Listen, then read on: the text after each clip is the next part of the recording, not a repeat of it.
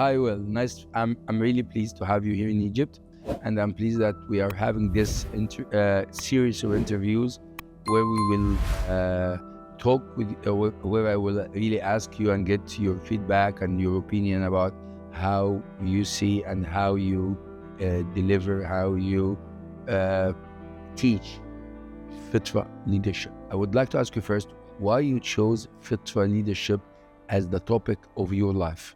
Can you tell us how it happened to you? Yeah. Why you did have this as a career and a way of living? Yeah. So the work I've been doing prior to coming to the Middle East was transformational with people. And people in life become just the way they end up. And how they become that way, people say, it's, the way I grew up or the culture I'm in or what happened to me, has made me who I am.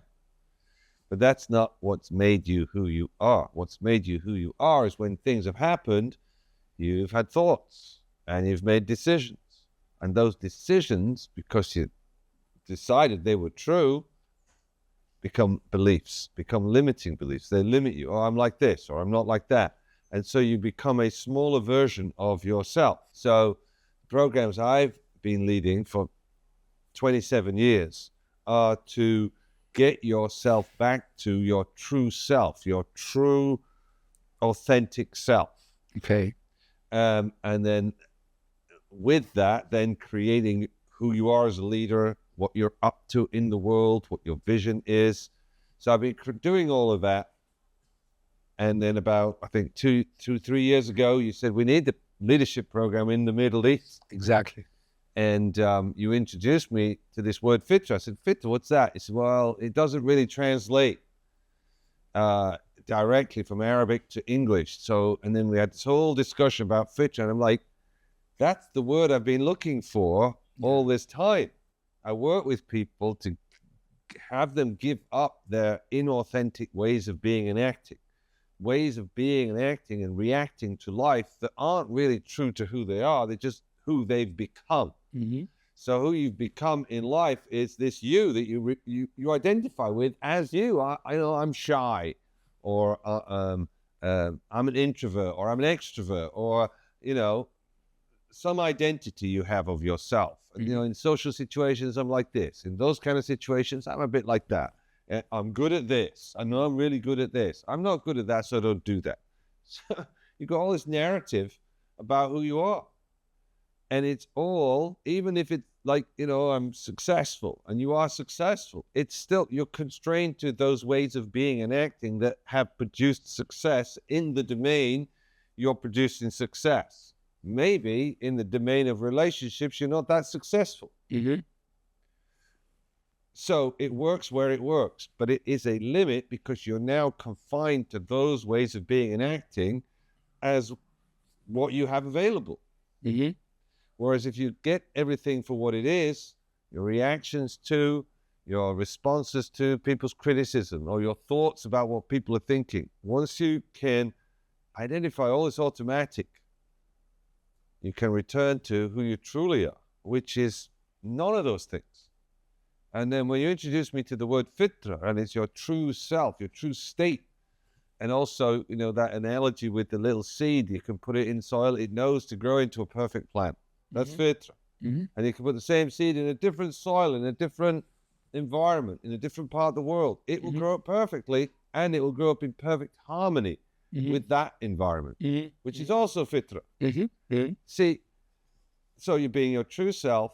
You don't need someone to tell you, and you are in perfect harmony with your environment when you're in fitra. All of that is authentic, true leadership. So they come together. So it just is what it is. It is fitra. I just didn't have the word for over 22 years. So it was a perfect match for what you actually teach and live with. Yes, thanks to you, because You're welcome. we were working together to create a leadership program, and then we had to come up with a name for the organization. Yeah. And we had 3 names, and one of which you created was Fitra Leadership Institute. This is in Dubai, and they picked that. Yeah. And I like my name. Yeah. I had efficacious leadership. Yeah. It's leadership without the effort, and it's really effective. Yeah. So efficacious is a great English word, but it's not as good as fitra, because it's the whole person. It's not just that you're producing results kind of leadership. It's the wholeness of it. Exactly. It's the wholeness of it. Thank you. Leadership, it's not like a position. It's not like a job. A job title. It's not leadership is not a job title. Leadership is a way of being. Can you tell us more about this? How leadership is a way of being, how leadership is natural, how leadership is fitra. Yeah. Well, if you see something that's not in accord with you and the situation, it would be natural to say something, right? But because you're not in fitra and you're not empowered to be in fitra, you don't say anything, perhaps. And you let it slide, or you let it be okay, or you make it okay. But that's not fitra, none of that. So what is leadership? Leadership is seeing the situation and dealing with the situation and saying what needs to get said to have the situation dealt with. So it's more than that, but that's it. That's like in the moment what's required. So being interactive with life situations and life accidents or life changes, being interactive with life, this is fitra. Well, this is leadership. But yeah, exactly. It's interesting. You interject. You use fitra when really we're talking about leadership, because they are like that. Okay. It is that way. So if you are trying to lead like you think you're supposed to lead, that's not fitra. That's not you. That's some vision or some interpretation or some idea of how, or notion of how you're supposed to be. When you're in fitra, you don't have to think. There's no thinking required. You're just dealing with what's in front of you. So just being there, interacting with life, this is fitra and this is leadership. Well, it's not just, it's interacting with life to impact life, to have things happen that need to happen. If there's like, if people need to eat, okay, then it's leadership to go and get food, or organize somebody to go and get food. So you're providing leadership right there in your household. There's no particular title called you're the leader. You're just getting done what needs to get done. Now, you might get a title leader. I mean, I used to be in the Air Force. I was an officer in the Air Force. So you tell people to do something, they do it just because you had the title. You had you were an officer. Yeah. Which, when I came out of the Air Force, I was a pilot in the Air Force. Yeah. And then I was a pilot in the aviation industry. And I was walking around the airplane one time, and I needed the power supply, ground power supply plugging into the airplane. So I said to the ground technician that was there, I said, can you plug the electricity in, please? The power supply. He walked off. Wow. He looked at me and just walked away. Yeah. I'm like, what? And then he complained to the company that I've been so rude and arrogant and direct with him. I'm like, what? And then, and then I had to get retrained. I said, you can't talk to people like that. They're not in the military. You can't give them orders. You've got to say hello and get to know them. But again, so there's all these, that's an adaptive way to get people to do things also. That's not, neither of those are fitra. Yeah. Yeah. When you're in fitra, it's just, there's a person, hi, and there's, we're going to be doing this. So we're going to need that plugging in. Are you the person that does that? Yeah. Oh, great. That'd be awesome. I mean, it's just obvious. Yeah. It's just natural. It's natural. It's in fitra. It's fitra. So giving somebody the title, or maybe you have the title. You're the manager. Yeah. Or you're the boss. You own the company. Of course, you're the leader. Yeah. Except, are you really providing leadership? That's a question. When you say, I want X to happen, is X happening? Yeah. Is everybody behind the X happening? Or do you find yourself having to force things or cajole people, or I don't know, whatever it is? It's because if you're doing that, you lack power. Power is not force. Power is say X and X happens. Yes.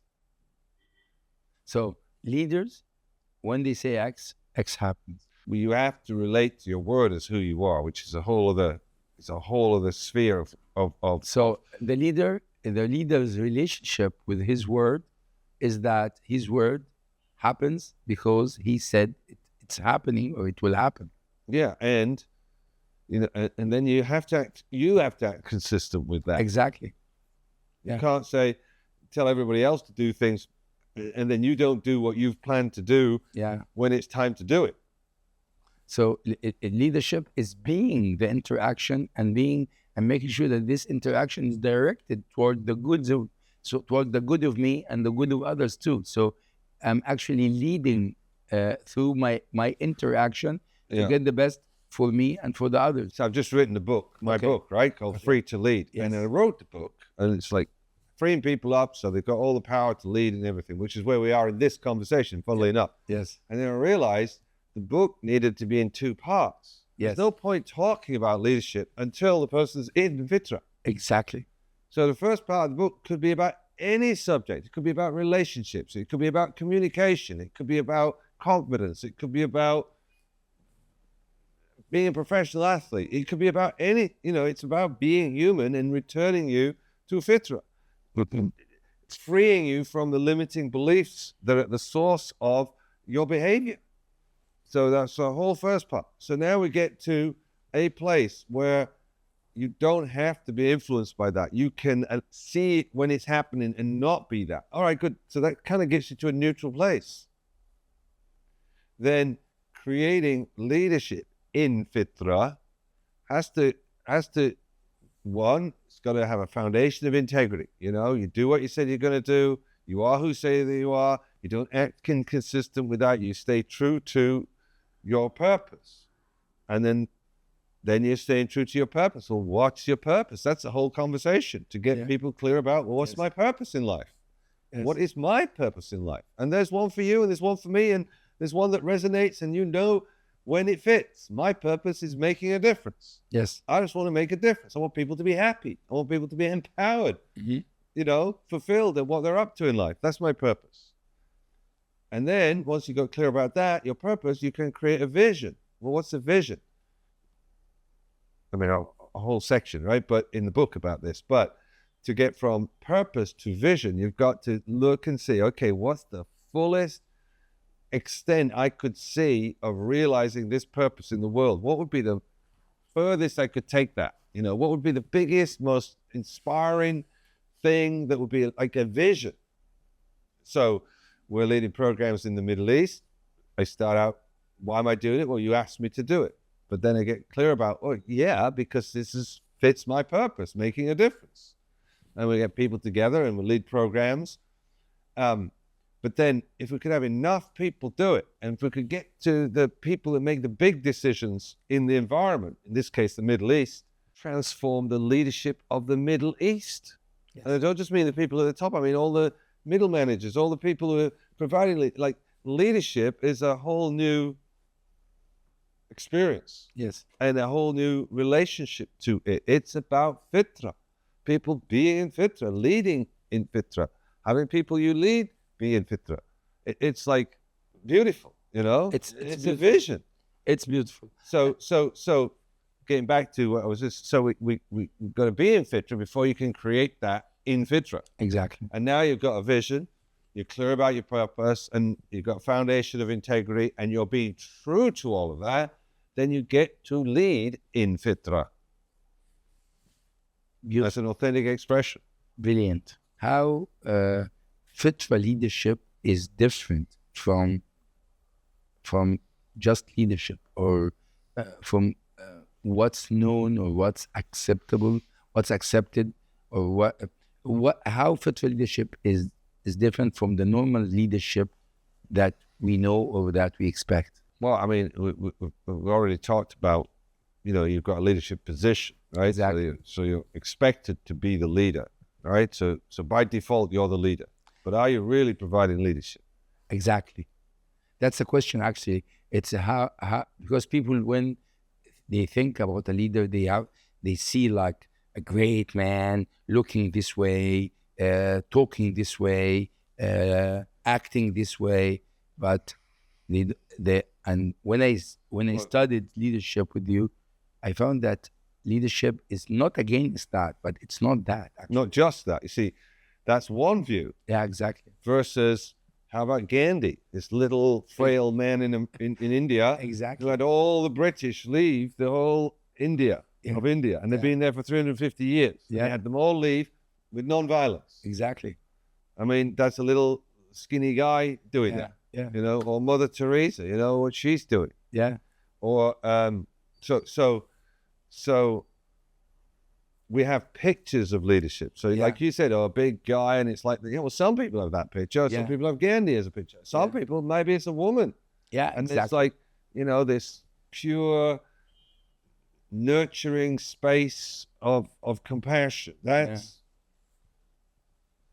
compels me, right? That's leadership. So there's no right answer to what is leadership. Leadership is you being you as a leader. You know, and to be a leader, you have to.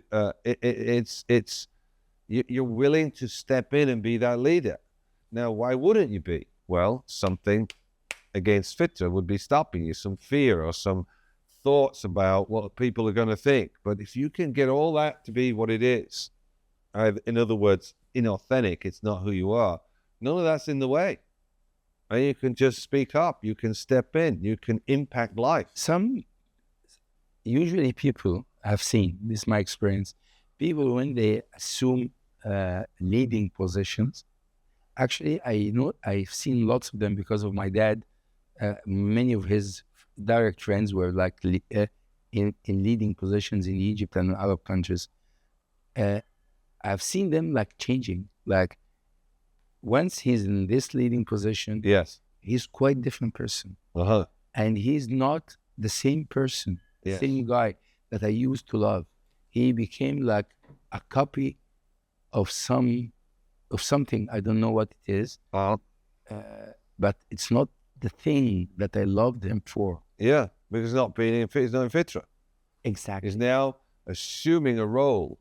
Exactly. Can you tell us about this? Yeah, well, it's a role or an idea of how you think you're supposed to be. So it's not authentic. It's not authentic.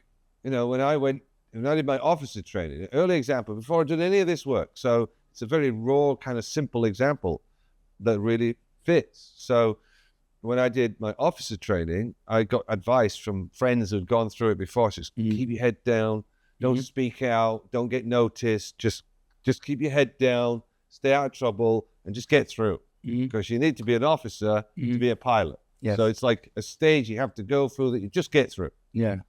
Okay. So it's an 18-week program, and after 16 weeks, I got brought into the flight commander's office and said, I can't have you graduate. You're too quiet. You're like a ghost. Okay. So you got two choices. You can leave, or we can have you do the course again. And I just spent 16 weeks cleaning boots, running around, PT 3 times a day. I mean, exhausted over obstacle courses, doing group exercises. I mean, non-stop, hardly any sleep. And now I just going to do it all again. I chose to do it all again because I wanted to be a pilot. And then to be a pilot, I needed to be an officer. Yeah. But when I got back to my room, after speaking with this flight commander, I was like, I was like emotional, but I was like, well, that didn't work.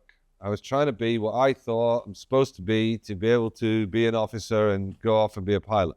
This time, I'm just going to be myself. I'm just going to be myself and let the chips fall where they fall. And 18 weeks later, I graduated with the leadership trophy. Wow. From Royal Air Force College Cranwell, which is a big deal.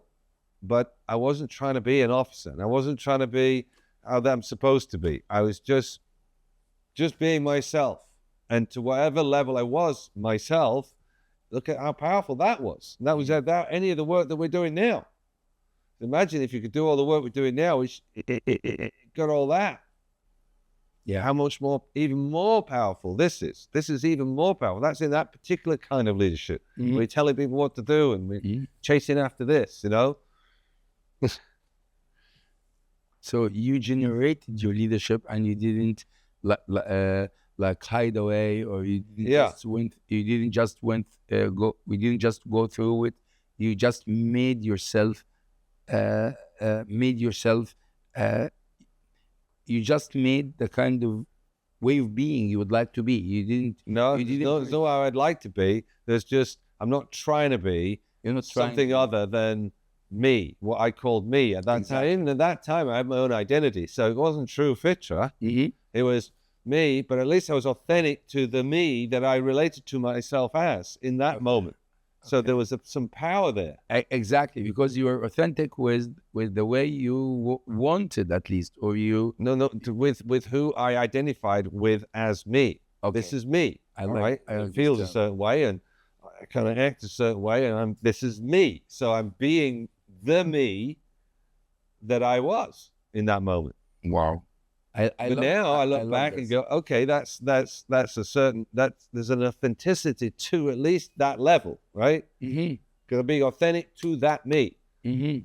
But it's not the true me yet. The true me isn't even that. That me is a me that's got put together through school and through university and through early experiences of life that got me to that. Now I've had a lot of other experiences of life since then, yes? And then I do this work and get it all the way back to how I came into the world and the true me. Like, there's none of that other stuff. That's, So leadership is like this way, is like levels. Like you can be a authentic leader with who you think or who you pretend you are, or who you are, or who you the way you are, and then you can be a leadership of a much deeper level than that.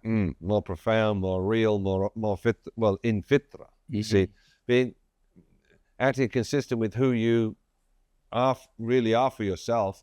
It's authentic to that, but it's not real authenticity. As in, if you put icing on a cake, or if you put icing on mud, right? It is a cake on the outside, right? But It's mud. it's mud underneath. It's not the real you. It's not the real cake. It's not a real cake. Fitra leadership is fitra. So it's something that we don't invent. It's actually something that who we are, or who we can be, right? Well, it's an authentic expression of It's an authentic expression of me, of your true self. So, do you think, or do you, or at least I would like to get your feedback on. I would like to get your feedback on.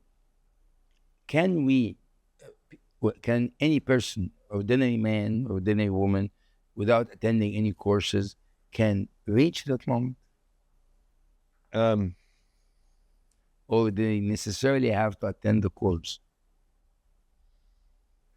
Well, there's people that meditate for years, and there's people who do religious practices for years.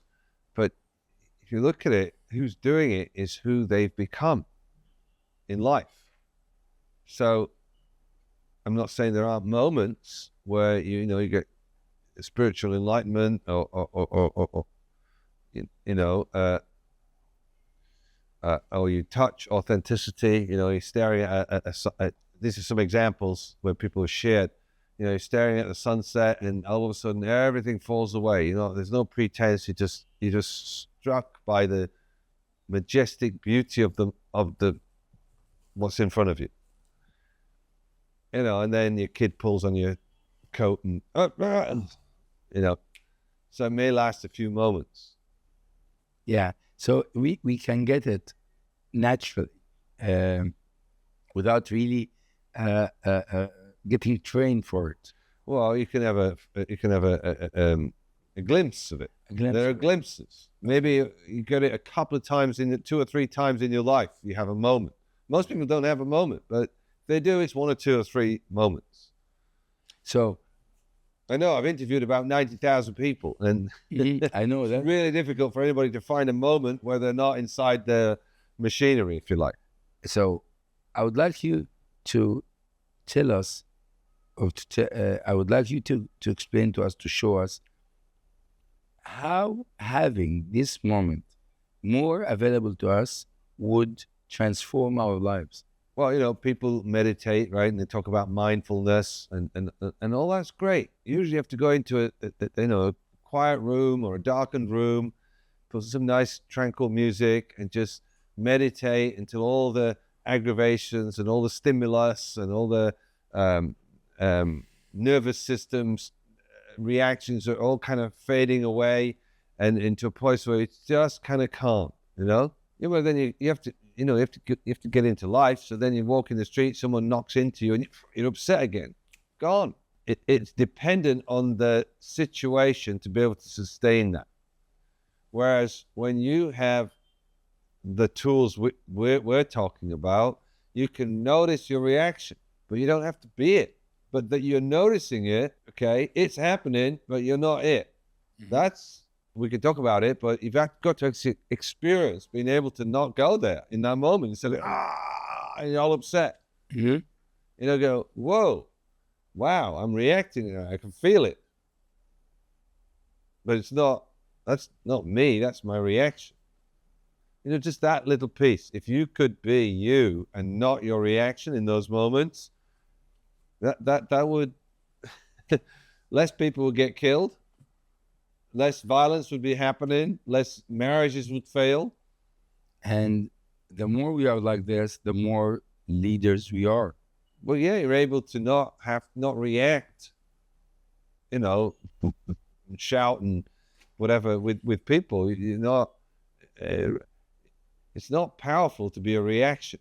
Now, you may have to, generate a response, but if it's created like an intensity to penetrate, because people aren't really, there, you've got to penetrate what's going on to get the communication through.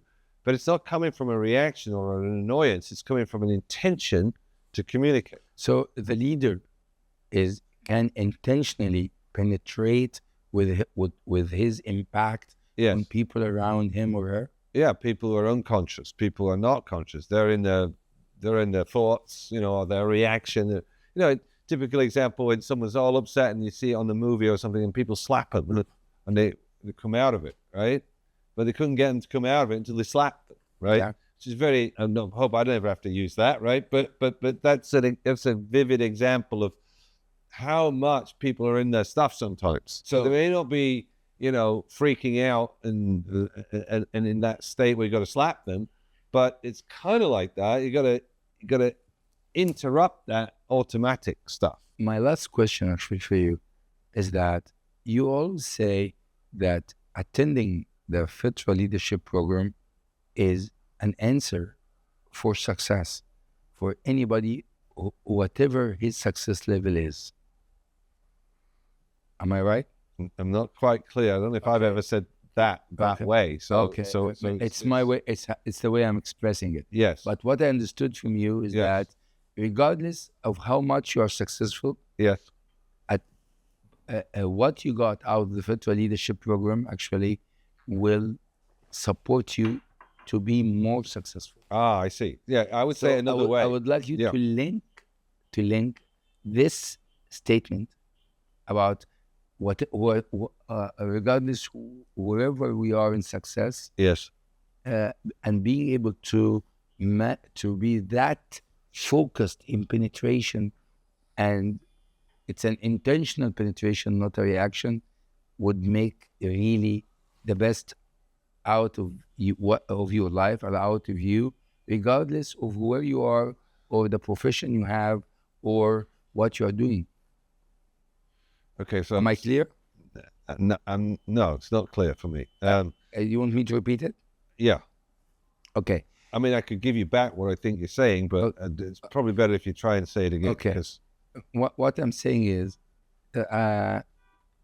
you mentioned that in the program we will learn how to be more attentive to the moments we are not. Yes. We are not ourselves. Yes. So I think this is where you're going. So just correct me, right? So I'm interrupting you. Okay. But one of the things I say, which you may have maybe pointing to, is no matter how successful you are, okay, it's never going to fulfill you because it's making up for something about you. Mm-hmm. If you decided I'm not smart, so you work really hard to make up for not being smart. Yeah. But it's not true you're not smart. You just decided you're not smart. Yeah. So now you're working hard, and myself included, I got a degree in electronic engineering, and my brother said, "Oh, you're really smart." I'm thinking to myself, "Nah, I just worked hard." Mhm. So producing the result reminds you of what you're not, so it can never fulfill you. Yeah. So being able to, how, I want you to relate how being able to catch this experience you just shared. Yeah. You're automatic. You're So, automatic. yes. Yes. How this enable you to be more successful regardless of how much successful you are. Yeah. So Hey. my answer to life was work hard, right? That's what I was good at. I Yeah. could work through the night if necessary, Yeah. and did do on many occasions. In fact, I was quite proud of it, except I was going towards burnout. You know, it was like, it's not good for your health, Yes. but it didn't matter. My mind was, I can do it. Mhm. Right? Now, you couldn't have told me to slow down until I did this work, and then I can see, oh man, that's just my thing. I'm driven, so driven Mhm. to make up for what I've decided I'm not in life. You know, and I decided I wasn't wanted, so I decided I've got to be the best. I'm the best with my brothers. So my life is about proving I'm the best. So I'm proving I'm the best, and I'm working hard. Can you imagine how much that is driving a person?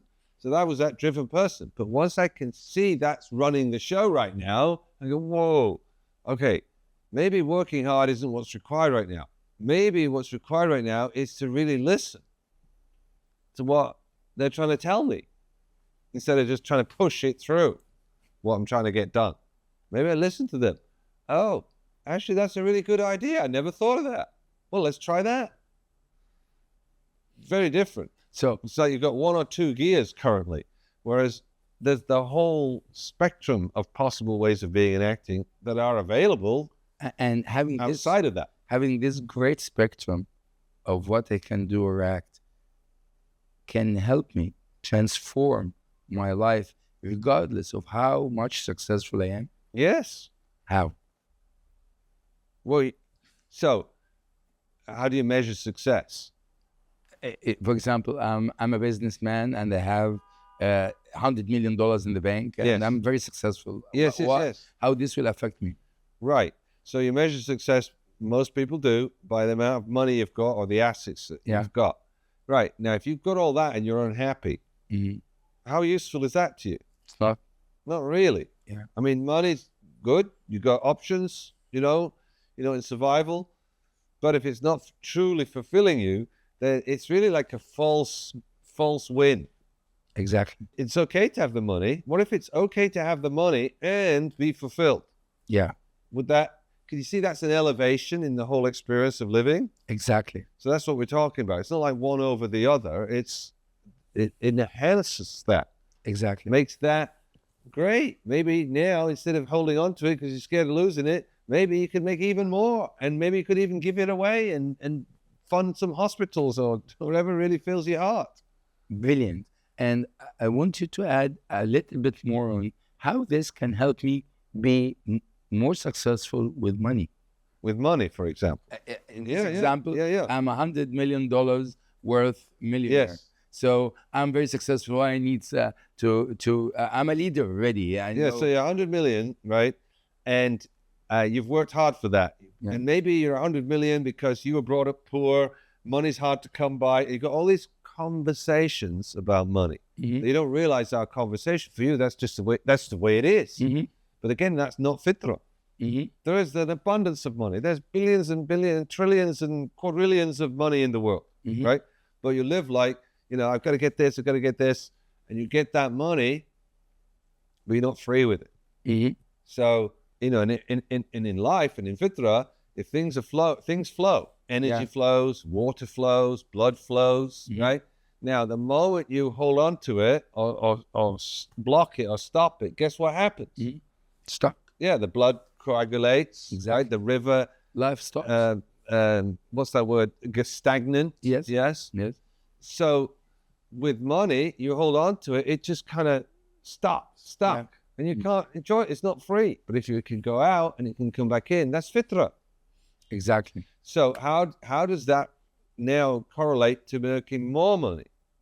Well, what if making money wasn't a kind of survival?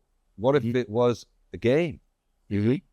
How much money can we make without, trying to get there and work hard and get it and hold on to it? And what if it's like, how can we make it more fun? How can we make it like ridiculous? Like just, you start to get creative and you start to get outside of your fixed way of looking at it all. And it's amazing. I'll say it funny.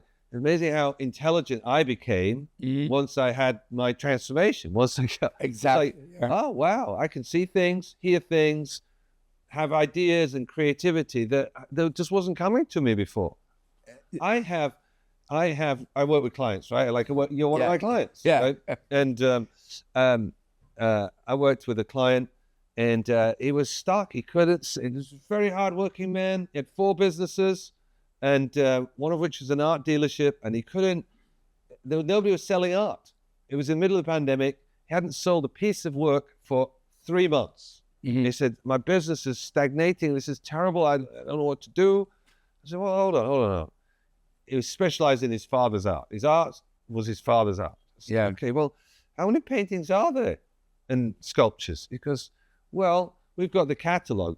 We know all the collections. We know where everything is. So how many paintings are there? He said, well, we've got 2,500 in the catalog. And he said, we've got 2,500 in the catalog. He still wasn't answering my question. He said, no, how many paintings did he do? Well, probably about 5,000. We don't know. What do you mean? Where's the other 2,500? Because well, in his 30s and 40s, he was in Venezuela and, he'd sell his paintings as he went. He didn't keep a record of who he sold them to. I said, so wait. You're telling me there's thousands, hundreds, if not thousands of his art just undocumented and out there in the world? He goes, yeah. I said, I'm going to Venezuela. I'm going to find some of these things. I mean, they're worth $1 million each. And he said, no, don't go to Venezuela. It's very dangerous. Don't go. You'll get kidnapped between the airport and your hotel. You'll get kidnapped. Don't go. Okay. I said, okay. How about this? Why don't you put an advert out, on your journals and your communication things with, sure, there's an art world, right? I don't know. Could you put an advert out and say, anybody who can bring us one of these paintings or connect us with the owner of a previously undocumented, Botero's his name, piece of art, we will give you a percentage of the sale value if it goes to auction, like 1% or 3% or 5% or something. He goes, oh, that's a really good idea. I said, okay, great. He came back. He said, and this was in 6 weeks. Do you know how much money he made? He told me, I nearly fell off my chair. He made $17 million. Wow. You see, he couldn't see that inside the way he was driven and trying to figure it out because he was in his bubble. See? So 2 things, right? So one is once you get outside of your own bubble, you become open to these things. But then having a coach who can be even further outside your bubble and is trained in this sort of thing could who's being creative, can have you see ideas that you never thought of. That all of a sudden, this guy's a billionaire, by the way, now. When he started working with me, he was worth about 30 million. Wow. 1.5 billionaire. To be more precise. So basically, what I got out of what you just shared with us, it's beautiful, that being a leader, a fitra leader, actually, you are so creative, so generative of new life, new ideas in making every aspect of my life works. Yeah, well, get creative in your relationship. Get creative with your health. Get creative with your family. Get creative in your business. Get creative in, your community. Get creative in your religion. So everything works better, and it's opening new and great dimensions in my life I've never had before. Well, you see things newly outside of the bubble that you're in a bubble. whether you realize it or not. You see things a certain way and it's like that. But once you get out of it, there is no limit. Okay.